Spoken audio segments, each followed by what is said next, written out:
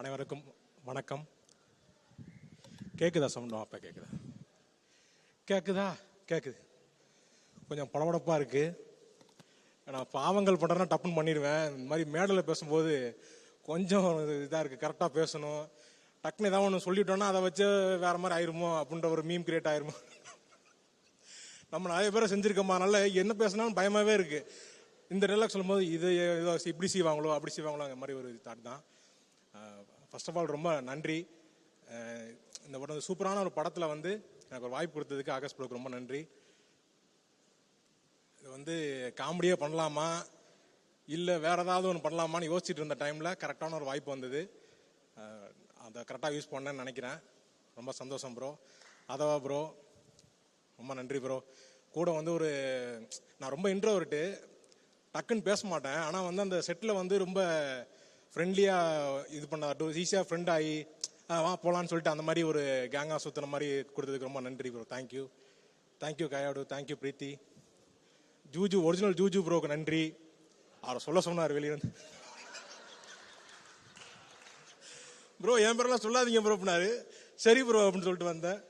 அப்புறம் சாய் ப்ரோ, அப்புறம் மனோஜ் சார், உங்களுக்கும் ரொம்ப நன்றி சார். என்ன ரொம்ப ஒரு காமெடி எழுதும் போது இருக்கிறது, அப்புறம் அதை கரெக்டாக அதை ஷூட் பண்ணி அதை பிரதீப் ப்ரோ எடிட் பண்ணி அதை கரெக்டாக வச்சுருக்காங்க. ஏன்னா ஒரு படம் நடிச்சுட்டு வந்துடுவோம், நடிச்சிருக்கோன்னு சொல்லவே பயமாக இருக்கும். ஆனால் நல்லா போயிட்டு இருக்க மாதிரி இருக்கும். நம்ம ஓகே நான் சீன் நல்லா பண்ணியிருக்கேன்டான்னு இருக்க மாதிரி இருப்போம். படம் லென்த்தாக இருக்குது அப்படின்னா கட்டு காமெடி தான் வைப்பாங்க. அந்த மாதிரி வைக்காமல் கொஞ்சம் நீட்டாக வச்சு சூப்பரான ஒரு இது கொடுத்துருக்கீங்க. ரொம்ப நன்றி. அப்புறம் அன்பு தம்பி டிராவிட் ரொம்ப எமோஷ்னலாக சொல்லிட்டு போகிறான். எங்களுக்கு தான் ரொம்ப எமோஷ்னலாக இருக்குது, எனக்கும் கோபிக்குமே.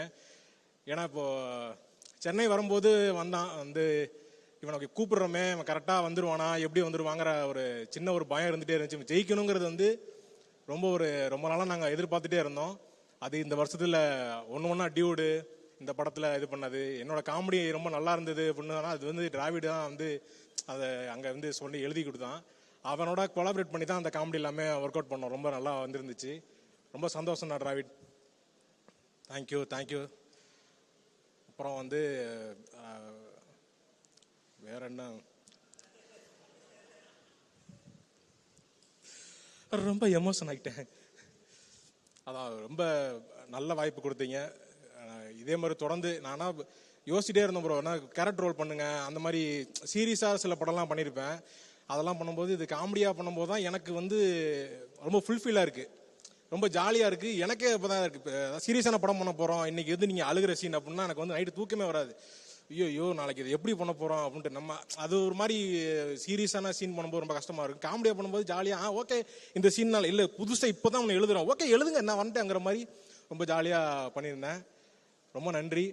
நிறைய பேருக்கு நான் நன்றி சொல்லாமல் மிஸ் பண்ணேன். ரக்ஷன், ஏஞ்சலின், மாதமுட்டி, நட்டி சார், எல்லாருக்கும் சாரி சார்.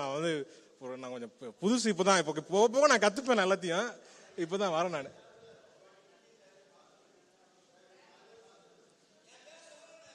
யார்? ஆமாம், நீங்கள் டிராவிட் பேரை சொல்லலன்னு டிராவிட் ஃபீல் பண்ணிக்கிட்டு இருந்தான். அவன் கட்டுரையில் எழுதி வச்சிருந்தான், அவன் மிஸ் பண்ணிட்டான். சுந்தரி இழப்பதோ வழக்கு, சூரியன் இழிப்பதோ கிழக்குன்னு இதெல்லாம் ஏன்டா எழுதிக்கிட்டு இருக்கேங்கிற மாதிரி இருந்துச்சு. ஆனால் நீட்டாக பேசிட்டு போயிட்டீங்க. ஏதாவது ரமணகிரி சார், சின்னிசேன் சார், சாரி சார் நான் சின்னிசாரி சார் கூட எனக்கு ரொம்ப வருஷமாக இருக்குது. அவங்க சொன்னார் நீங்கள் காமெடியில் நல்லா பண்ணிட்டு இருக்கீங்க, நீங்கள் இப்போ சினிமாவுக்கு போனால் உங்களை அப்படியே தூக்கிடுவாங்க அப்படின்னாரு.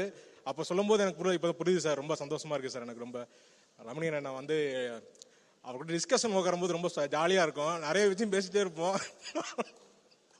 ஒரு நாள் தான் நான் டிஸ்கஷனே வந்தேன். அதுக்கப்புறம் டிஸ்கஷனே இப்படி தான் இருக்குமாங்கிற மாதிரி ரொம்ப ஜாலியாக இருந்தது. இந்த படத்தில் வேலை செஞ்சோன்னு இல்லை, ஒரு வாழ்க்கையை வாழ்ந்துட்டு போன மாதிரி இருக்குது. இந்த படம் முடிஞ்சேன்னு வருத்தமாக இருக்குது எனக்கு. சீக்கிரமே அடுத்த படத்தை நீங்கள் ஆரம்பிக்கணும், அதை நானும் இருக்கணும்னு நான் கேட்டுக்கிறேன். ரொம்ப நன்றி. வாய்ப்பு அளித்தமைக்கு ரொம்ப நன்றி. தேங்க்யூ. ரொம்ப ரோலாது, சாரி. தவிர்க்க முடியாத தம்ப்நெயில்ஸ், கலக்கலான கண்டென்ட்ஸ், சினிமாவும் சீரியஸ் பிரச்சனைகளும், பல வருடங்கள் இடைவெளிக்கு பிறகு இந்த படத்துல ஒரு கலகலப்பும் கைகலப்பும் me too love you. Thank you sir. அவருக்கு அந்த மாஸ் ஏத்துறது இருக்குல்ல. போயிட்டே தான் இருக்காரே தவிர பிரேக்கே இல்லாமல் பிரேக்கிங் நியூஸ் சொல்லும் தந்தி டிவி ஆப். இன்ஸ்டா தலைமுறை வரை இறங்கி அடிக்கும் தந்தி டிவியின் டிஜிட்டல் எக்ஸ்க்ளூசிவ். அது தண்ணிக்குள்ள போகும்போது ஹேங் ஆயிடுச்சு.